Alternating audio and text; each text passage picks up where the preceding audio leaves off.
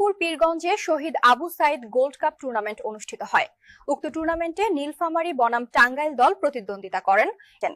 টুর্নামেন্টের প্রধান অতিথি হিসেবে উপস্থিত ছিলেন বেগম রোকেয়া বিশ্ববিদ্যালয়ের ভিসি শওকত হোসেন।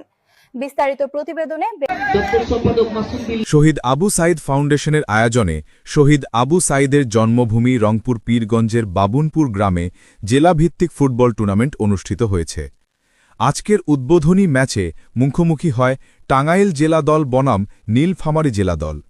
দুই দলের উত্তেজনাপূর্ণ প্রতিদ্বন্দ্বিতায় মাঠ জুড়ে ছিল দর্শকদের ব্যাপক উৎসাহ।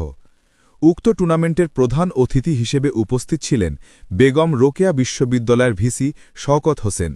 তিনি উদ্বোধনী শটের মাধ্যমে খেলার আনুষ্ঠানিক উদ্বোধন করেন। এছাড়াও অনুষ্ঠানে আরও অনেক উপস্থিত ছিলেন। উক্ত খেলায় টাঙ্গাইল জেলা দল 1 গোলের ব্যবধানে নীলফামারী জেলা দলকে হারিয়ে জয়লাভ করে। টুর্নামেন্টকে ঘিরে এলাকায় উৎসব মুখর পরিবেশ তৈরি হয়েছে।